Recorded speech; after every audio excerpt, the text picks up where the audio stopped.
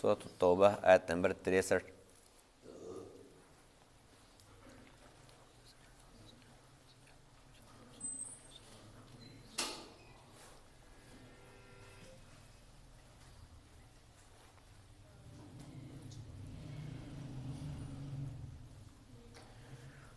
اعوذ باللہ من الشیطان الرجیم،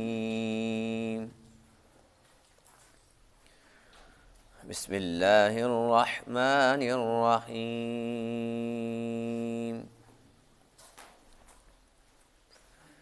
يحذر المنافقون أن تنزل عليهم سورة تنبئهم بما في قلوبهم قل استهزئوا إن الله مخرج ما تحذرون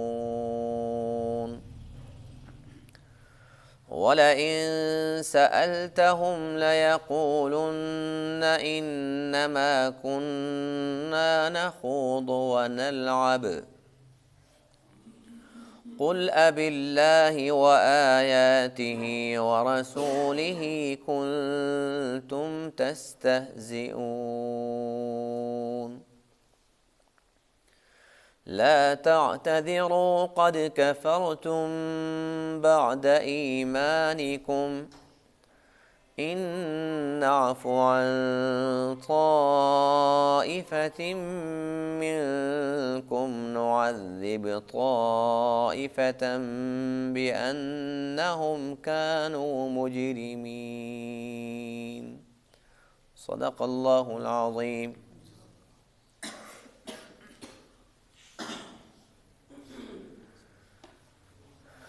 آج کے درس میں آیت کریمہ میں منافقین کے اس کردار کا تذکرہ ہے جو انہوں نے غزوہ تبوک کے موقع پر دوران سفر اپنایا۔ کافی سارے منافق تو ایسے تھے جنہوں نے پہلے ہی جھوٹے عذر، جھوٹے بہانے پیش کر کے اور غزوہ تبوک سے پہلے معذرت کر لی۔ حضور علیہ السلام جانتے بھی تھے کہ یہ جھوٹے ہیں، یہ مکار ہیں، ان کا عذر کوئی عذر نہیں ہے، صرف اور صرف جان چھڑانے کا بہانہ ہے۔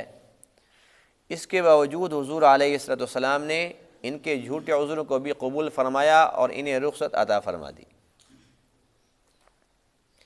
چند منافق ایسے تھے جو ساتھ چلے گئے، اور ان کا مقصد کیا تھا؟ ایک تو یہ تھا کہ ہم جا کر دیکھیں کہ وہاں پر ہوتا کیا ہے ان کے ساتھ۔ دوسرا یہ کہ ان کا مقصد تھا اللہ اور اس کے رسول کا مذاق اڑانا، اللہ کی آیات کا مذاق اڑانا اور اس قسم کی باتیں کرنا جس سے جو مسلمان ہیں، صحابہ کرام ہیں، ان میں سے کچھ لوگ بددل ہو جائیں۔ دوران سفر ان لوگوں نے کافی ساری باتیں کی، اور باتیں کرتے کرتے کرتے جب بہت ساری باتیں کر لی نا، کہنے لگے بھئی یہ بھی خیال رکھنا، ایسا نہ ہو کہ ہم جو کچھ کہہ رہے ہیں، جو کچھ ہم باتیں کر رہے ہیں، ابھی ایسا نہ ہو کہ ان کے پاس کوئی ہمارے خلاف کوئی صورت ہی آ جائے، ہمارے خلاف کوئی آیتیں اتر جائیں، پھر کیا ہوگا؟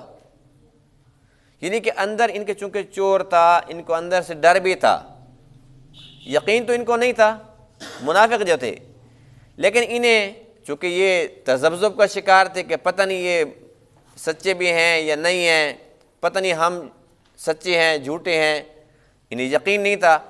اس لیے کبھی کبھی ان کو جب یقین آ جائے تو کہتے ایسا نہ ہو ہمارے خلاف کوئی صورت اتر جائے، پھر کیا ہوگا؟ یہ تو بڑی رسوائی کی بات ہو جائے گی۔ اب یہ باتیں کر رہے ہیں اور اللہ تعالیٰ نے ان کی ساری کی ساری باتیں اپنے محبوب علیہ السلام کو بتلا دی۔ اللہ کے نبی نے ان کو طلب فرمایا، کیا کہہ رہے تھے؟ ایسی ایسی باتیں کر رہے تھے؟ وہ کہنے لگے جی ہم تو مذاق کر رہے تھے، بھئی کھیل کود میں، ہنسی مذاق میں سفر اچھا کٹ جاتا ہے، 1000 میل کا سفر ہے، ہم نے کہا چلو وقت بھی پاس ہو جائے گا، گپ شپ بھی ہو جائے گی۔ تو اس پر اللہ تعالیٰ نے یہ آیات نازل فرمائی اور ارشاد فرمایا کہ ان سے پوچھو کہ کیا اللہ اور اس کی آیات اور اس کا رسول یہ تمہیں مذاق کے لیے ملا ہے؟ مذاق کوئی اللہ کے بارے میں بھی کر سکتا ہے، اللہ کے رسول کے بارے میں مذاق اور اللہ کی آیات کے بارے میں مذاق۔ اللہ فرماتے ہیں کہ ان کو بتلا دو کہ تم نے ایمان قبول کیا تھا، اگرچہ زبان سے تھا، دل سے تو تم مومن ہو ہی نہیں، لیکن جو زبانی کلامی تمہارا ایمان تھا، آج تم نے یہ کفر کر کے اللہ اس کے رسول کا مذاق اڑا کے آج تم نے وہ ایمان بھی ختم کر دیا جو ظاہری طور پر تھا، اب تم پکے کافر بن گئے ہو۔ پھر ان لوگوں میں سے کچھ نے معذرت کی کہ اللہ کے رسول بس غلطی ہو گئی ہے، آج ہم سچے دل سے توبہ کرتے ہیں، آج کے بعد کوئی ایسی حرکت نہیں کریں گے۔ تو اللہ تعالیٰ فرماتے ہیں کہ ان میں سے جو لوگ جن لوگوں نے توبہ کی تھی ہم نے ان کی توبہ قبول کر لی، اور بعد میں اس کے پھر وہ پکے مسلمان بھی بن گئے اور صحابیت کے درجے پہ فائز بھی ہوئے، اور ان میں سے بعض کو اللہ تعالیٰ نے شہادت کا رتبہ عطا فرمایا۔ لیکن اکثر ایسے تھے جو نفاق پر ہی مرے۔ یحذر المنافقون، منافق لوگ ڈرتے ہیں، ان تنزل علیہم، کہ اتاری جائے ان کے خلاف سورتن، کوئی بھی سورت، تنبئہم بما فی قلوبہم، جو انہیں خبر کر دے اس چیز کی جو ان کے قلوب میں ہے، ان کے دلوں کے اندر ہے۔ قل استہزئوا، آپ فرما دیجئے کہ تم مذاق اڑا لو، ان اللہ مخرج ما تحذرون، بے شک اللہ تعالیٰ نکالنے والا ہے اس چیز کو جسے تم ڈرتے ہو۔ وَلَئِن سَأَلْتَهُمْ، اور اگر آپ ان سے پوچھیں، لَيَقُولُنَّ، کیا پوچھیں؟ وہی بات پوچھیں کہ تم کیا باتیں کر رہے تھے۔ لَيَقُولُنَّ، تو یہ البتہ ضرور کہیں گے، إِنَّمَا كُنَّا نَخُوضُ وَنَلْعَبُ، کہ بے شک ہم تو آپس کے اندر باتیں کر رہے تھے اور کھیل کود کر رہے تھے۔ قل، آپ فرما دیجئے، اب اللہ، کیا اللہ کے ساتھ، وآیاتہ، اور اس کی آیات کے ساتھ، ورسولہ، اور اس کے رسول کے ساتھ، کنتم تستہزئون، تم مذاق اڑاتے ہو۔ لا تعتذروا، تم کوئی عذر پیش نہ کرو، قد کفرتم بعد ایمانکم، تحقیق تم نے کفر کر لیا اپنے ایمان کے بعد۔ ان نعفو عن طائفۃ منکم، اگر ہم معاف کر دیں گے تم میں سے ایک گروہ کو، نعذب طائفۃ، تو عذاب بھی دیں گے ایک گروہ کو، بأنہم کانوا مجرمین، اس وجہ سے کہ وہ لوگ جرم کرنے والے تھے۔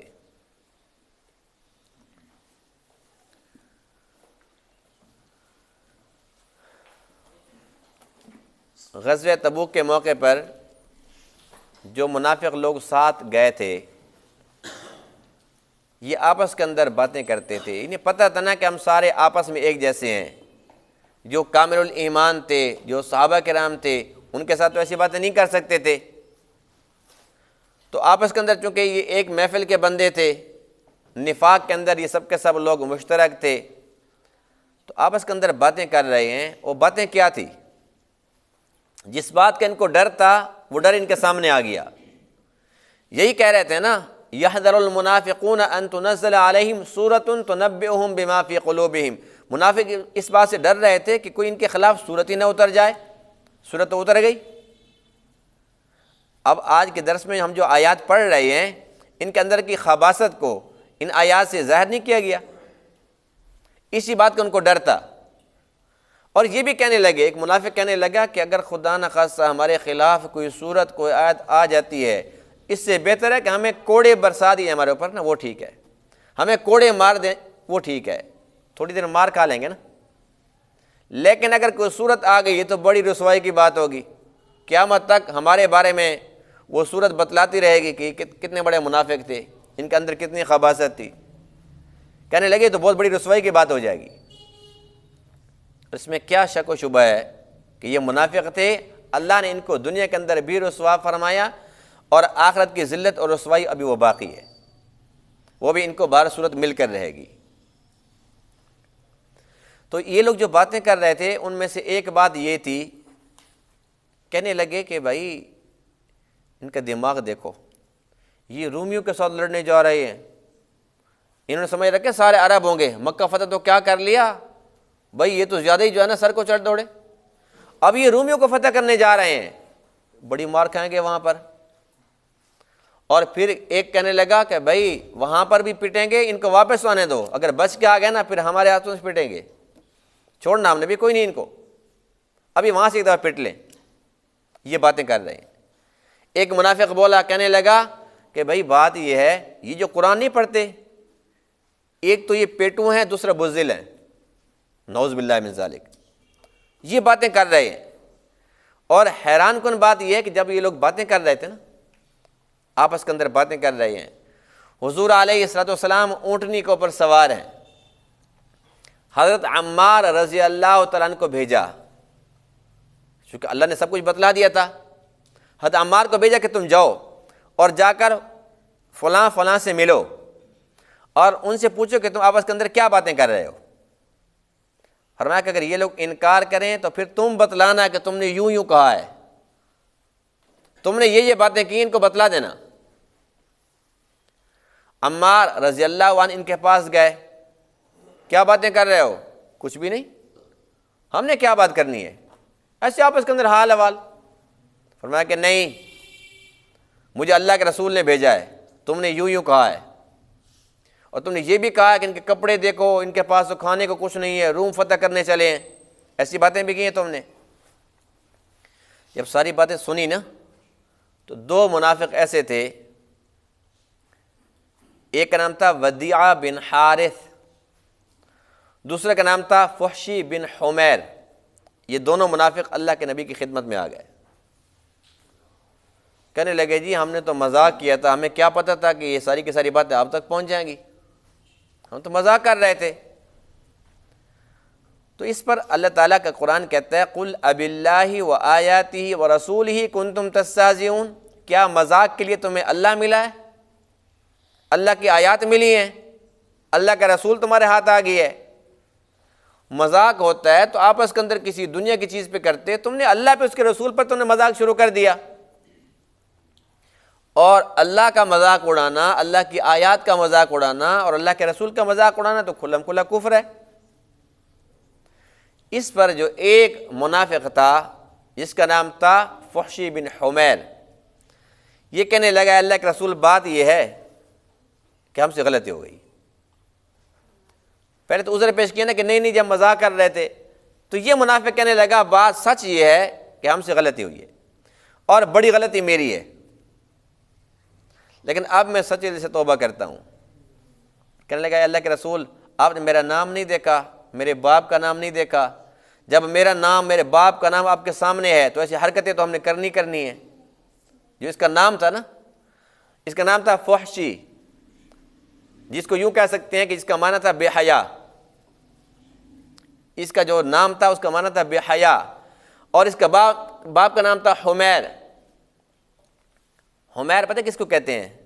حمیر کہتے ہیں چھوٹے گدھے کو، یعنی گدھے کا بچہ۔ کہنے لگا اللہ کے رسول دیکھو تو صحیح ہمارا نام کیسا ہے، تو پھر ایسی حرکت ہم نے کرنی تھی، بس آج مجھے معاف کر دو، میں توبہ کرتا ہوں، آج کے بعد ایسی کوئی بھی حرکت نہیں کروں گا۔ تو اس پر اللہ فرماتے ہیں کہ چونکہ سچی اس نے توبہ کر لی تھی، اس کی توبہ سچی تھی، ہم نے اس کو معاف کر دیا۔ پھر اس کے بعد اس نے کہا کہ آج کے بعد میرا نام بھی ختم، میرا نام ہے عبد الرحمن، اپنا نام بھی اسلامی رکھ دیا، نام تبدیل کر دیا۔ پھر جب واپس آیا نا تو اس کے دل کو چوٹ سچی لگی تھی، واقعی اس کو چوٹ لگی تھی، بس اس کا نفاق جاتا رہا، اس کے دل کے اندر ایمان آ گیا۔ اب کہنے لگا اے اللہ اب میں دوران سفر تو اس سے دعا کرتا ہوں کہ مجھے شہادت دے،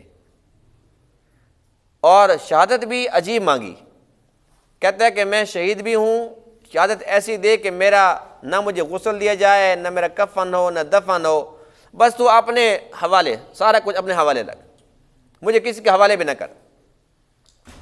اللہ نے اس کی یہ بھی دعا قبول فرما لی۔ جب جنگ یمامہ ہوئی تو اس کے اندر یہ شہید ہو گیا، اور یہ شہید بھی ہوا، سب کے سامنے ہوا، لیکن جب سارے شہداء کے لاشیں اکٹھی کی گئی ان میں یہ غائب تھا۔ اللہ نے اس کو شہادت سے بھی سرفراز فرمایا اور اس کی جو لاش تھی اس کو بھی غائب فرما دیا، تو کفن دفن ہر چیز سے یہ محفوظ رہا۔ تو بات یہ ہے کہ جو انسان جتنا بڑے سے بڑا گناہ گار ہو، بڑے سے بڑا گناہ کرنے والا ہو، سچے دل سے توبہ کر لے تو اللہ تعالیٰ اس کو تانا نہیں دیتا، اے میرے بندے آج توبہ کرتا ہے، اتنا بڑا گناہ کیا تھا، آج تجھے ہوش آئی؟ نہیں۔ بڑے سے بڑا کافر، اس سے بڑا کافر کون ہوگا؟ جو اللہ کا مذاق اڑا رہا ہے، اللہ کے رسول کا مذاق اڑا رہا ہے، اللہ کی آیات کا تمسخر اڑا رہا ہے۔ اس کافر نے جب توبہ کی، اللہ نے قبول کی ہے کہ نہیں کی؟ اور وہ نفاق بھی ختم، ایمان بھی آ گیا، شہادت بھی مل گئی، اور شہادت کے بعد اگلی جو دعا تھی کہ شہید بھی ہو جاؤں اور کوئی کفن دفن بھی نہ کرے، اللہ کے کرم سے، اللہ کے فضل سے اللہ نے اس کو غائب بھی کر دیا۔ تو بات یہ ہے کہ وہ بہت رحیم کریم رب ہے۔ ایک طرف ہم نے یہ دیکھنا ہے کہ جو مذاق اڑانا یہ کتنا بڑا گناہ ہے۔ کسی ایک انسان کا مذاق اڑانا بھی حرام ہے، چاہے جائے کہ کوئی انسان اللہ کا مذاق اڑائے، اس کے رسول کا جو کہ معصوم ہے، نبیوں کے نبی ہیں، امام الانبیاء ہیں، ان کا مذاق تو سیدھا کا سیدھا کفر ہے۔ اللہ تعالیٰ نے تمام ایمان والوں کو اس بات کا پابند کر دیا ہے، یا ایھا الذین آمنوا لا یسخر قوم من قوم عسیٰ ان یکونوا خیرا منہم، اے ایمان والو کوئی قوم کسی قوم کا مذاق نہ اڑائے، کوئی جماعت کسی جماعت کا مذاق نہ اڑائے، کوئی شخص کسی شخص کا مذاق نہ اڑائے۔ کیوں؟ ہو سکتا ہے ان یکونوا خیرا منہم، جن کا یہ مذاق اڑا رہے ہیں وہ ان سے بہتر ہوں مذاق اڑانے والوں سے۔ ولا نساء من نساء عسیٰ ان یکن خیرا منہن، یہ وہ حکم ہے جو اللہ نے مردوں کو الگ دیا، عورتوں کو الگ دیا۔ تمام ایمان والے بے شک مرد ہیں یا عورتیں، فرمایا کہ عورتیں عورتوں کا مذاق نہ اڑائیں، ہو سکتا ہے کہ جن کا یہ مذاق اڑا رہی ہیں وہ ان سے بہتر ہوں۔ تو مذاق اڑانا، ایسا مذاق جس کے اندر کسی کی دل آزاری ہو، یہ بالکل قطعی طور پر حرام اور ناجائز ہے۔ کسی انسان کو کوئی حق نہیں ہے کہ وہ کسی کا مذاق اڑائے، یہ گناہ کبیرہ ہے۔ لیکن شاعر اسلام کا مذاق اڑانا یہ گناہ کبیرہ نہیں ہے، کفر ہے۔ مثال کے طور پر یہ جو داڑھی ہے یہ شاعر اسلام میں سے ہے۔ اب کوئی شخص العیاذ باللہ داڑھی کے بارے میں کوئی بری بات منہ سے نکال دیتا ہے۔ ایک وہ جو داڑھی نہیں رکھتے، داڑھی نہ رکھنا گناہ ہے، کفر نہیں ہے، لیکن داڑھی کا مذاق اڑانا یہ کفر ہے، اس لیے کہ یہ شاعر اسلام میں سے ہے، اسلام کی نشانیوں میں سے ہے۔ اسی طریقے سے اب صفا اور مروہ یہ دو پہاڑی ہیں، لیکن اللہ فرماتے ہیں ان الصفا والمروۃ من شعائر اللہ، قرآن مقدس میں ہے کہ صفا اور مروہ یہ شعائر اللہ میں سے ہے، اللہ کی نشانیوں میں سے ہیں۔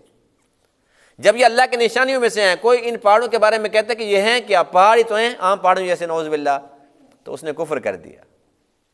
بیت اللہ شریف ہے، یہ شاعر اسلام میں سے ہے، شاعر اللہ میں سے ہے، اس کی تعظیم فرض ہے، اس کا مذاق اڑانا، یا مسجد کا یا مسجد کے میناروں کا، یہ مسجد یہ بھی شاعر اللہ میں سے ہے۔ تو وہ جو چیزیں شاعر اسلام میں داخل ہیں ان کی تعظیم، ان کے عزت کرنا، حرمت بجا لانا، احترام کرنا یہ فرض و واجب ہے۔ جو ان کا مذاق اڑاتا ہے وہ دائرہ اسلام سے خارج ہو جاتا ہے۔ تو ان منافقین نے جرم تو بہت بڑا کیا۔ اس سے ہمیں ایک تو یہ سبق ملتا ہے کہ کسی کا مذاق ہرگز نہ اڑائیں، اور بالخصوص شاعر اسلام کا، شاعر اللہ کی تعظیم ہم سب پہ فرض و واجب ہے۔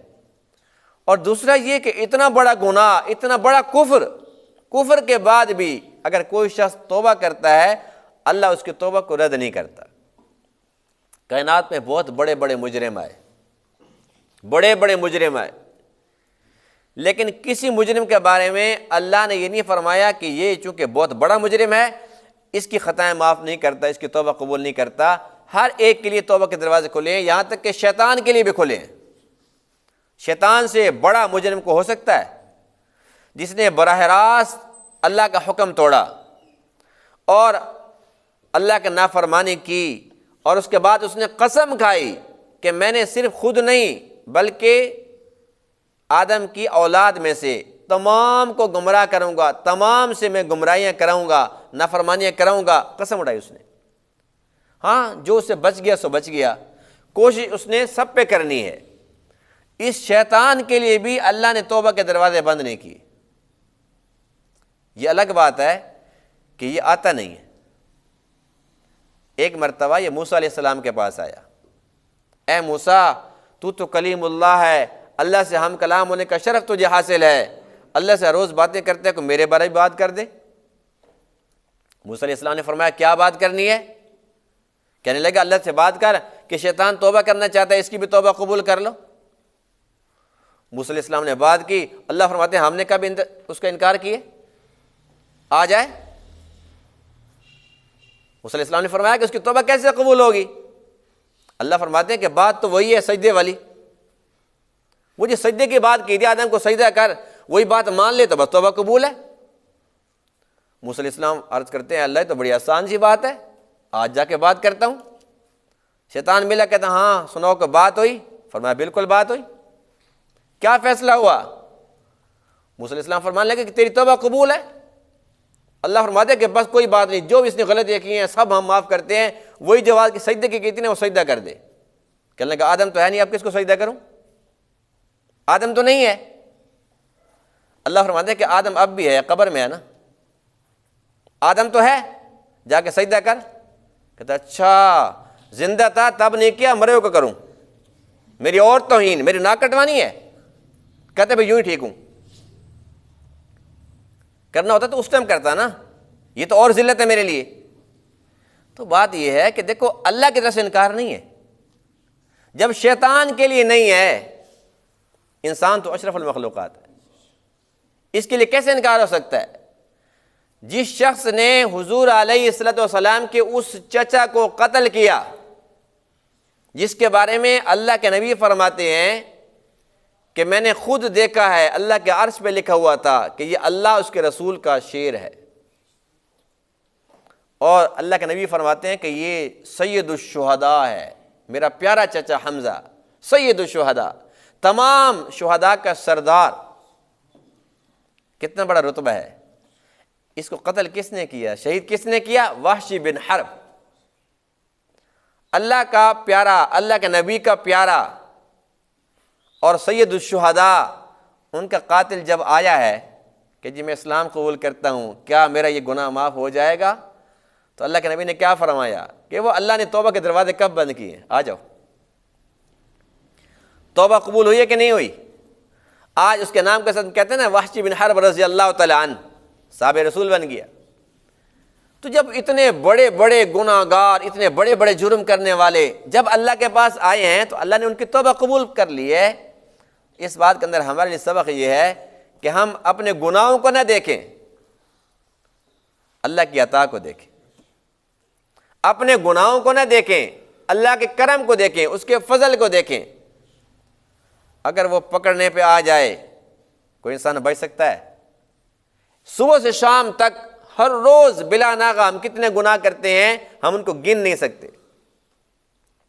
ایک بزرگ نے بڑی پیاری بات فرمائی، وہ فرماتے ہیں اگر ایک گناہ پر کوئی انسان یہ فیصلہ کر لے کہ میں نے ایک پتھر اپنے گھر میں ڈالنا ہے، کوئی بھی گناہ کر لوں گا تو ایک پتھر گھر میں ڈال لوں گا، فرماتے ہیں کہ اگر وہ اس طریقے سے شروع کر دے تو چند دنوں کے اندر پورا گھر پتھروں سے بھر جائے گا۔ یعنی ہم اتنے گناہ کرتے ہیں، یہ تو ہم ان کو یاد نہیں رکھتے کتنے گناہ کرتے ہیں، لیکن توبہ کب کرتے ہیں؟ وہ جی شب رات کو کریں گے، وہ شب قدر میں کریں گے، جب بوڑھے ہو جائیں گے پھر کریں گے، گناہ ہر روز۔ تو بات یہ ہے کہ ہم ہر روز گناہ کرتے ہیں اور صبح سے شام تک کرتے ہیں۔ اگر اللہ پکڑنے پہ آ جائے فی الفور تو ایک قدم بھی ہم نہیں اٹھا سکیں گے، اور دنیا کا نظام ایک دم سے درم برم ہو جائے گا، ختم ہو جائے گا۔ اور یہ بات اللہ کا قرآن کہہ رہا ہے، وَلَوْ يُؤَاخِذُ اللَّهُ النَّاسَ بِمَا كَسَبُوا، جو لوگ گناہ کرتے ہیں اگر میں ان کے پکڑنے پہ آ جاؤں، فی الفور پکڑنے پہ آ جاؤں، اللہ قادر ہے کہ نہیں ہے؟ اگر کوئی انسان اللہ کی مرضی کے خلاف آنکھ کا استعمال کرے، اللہ ہمیشہ کے لیے دیکھنے کی طاقت ختم کر دے، کر سکتا ہے نہیں کر سکتا؟ اگر کوئی انسان کانوں کو اللہ کے منشا کے خلاف استعمال کرے، اللہ ہمیشہ کے لیے اس کے کانوں کی طاقت سننے والی ختم کر دے۔ اللہ قادر ہے کہ نہیں ہے؟ کوئی انسان اگر زبان اللہ کی منشا کے خلاف استعمال کرے، اللہ قادر ہے کہ نہیں ہے؟ ہمیشہ کے لیے اس کو گونگا کر دے۔ کوئی انسان اگر قدم اللہ کی منشا کے خلاف اٹھائے، اللہ اس کے قدم جام کر دے، وہ چل پھر نہ سکے، معذور ہو جائے۔ قادر ہے کہ نہیں ہے؟ قدرت ہے، قانون نہیں ہے۔ اللہ فرماتے ہیں کہ اس وجہ سے اگر میں فی الفور پکڑنا شروع کر دوں، ما ترک علی ظہرہا من دابہ، زمین کی پشت پر ایک بھی چلتا پھرتا نظر نہ آئے۔ جب صبح صبح اٹھیں گے، جیسے ہم گناہ کریں گے اس کی چھٹی، دوسرا کرے گا اس کی چھٹی، تیسرا کرے گا اس کی چھٹی، جب سارے کریں گے سب فنا چھٹی، تو نظام کیسے چلے گا؟ اللہ فرماتے ہیں کہ میں قادر ہوں، قدرت ہے، قانون یہ ہے کہ میں مہلت دیتا ہوں۔ ہو سکتا ہے کہ آج نہیں تو کل، ہو سکتا ہے کہ 10 دن بعد، ہو سکتا ہے مہینے بعد، ہو سکتا ہے سال بعد، کبھی آ جائے، ہو سکتا ہے کبھی اس کو احساس ہو جائے، کبھی اس کو ندامت ہو جائے۔ جب بھی اس کو ندامت کا احساس ہو جائے، جب بھی اس کو احساس ہو جائے کہ مجھ سے بڑی غلطی ہوئی ہے، اور پھر یہ کہتا ہے یا اللہ، کیا کہتا ہے؟ یہ بڑی ایک عجیب بات ہے۔ شیخ سعدی فرماتے ہیں کہ جب کوئی انسان گناہ کرتا ہے نا تو وہ کہتا ہے یا اللہ، اللہ ناراض ہو جاتا ہے، اللہ رخ پھیر لیتا ہے۔ پھر انسان کہتا ہے یا اللہ مجھ سے غلطی ہو گئی، دوسری بار کہتا ہے اللہ اور طرف پھر رخ پھیر لیتا ہے۔ اس کے بعد تیسری بار کہتا ہے کہ یا اللہ، کیا کہتا ہے؟ جب تیسری بار کہتا ہے پھر اللہ فرماتے ہیں کہ مجھے اپنے بندے سے شرم آ رہی ہے، اس لیے کہ اس کو پتہ ہے کہ میں اس کا رب ہوں، میں اس کو معاف کر سکتا ہوں، اگر میں معاف نہیں کروں گا یہ جائے گا کہاں بیچارہ۔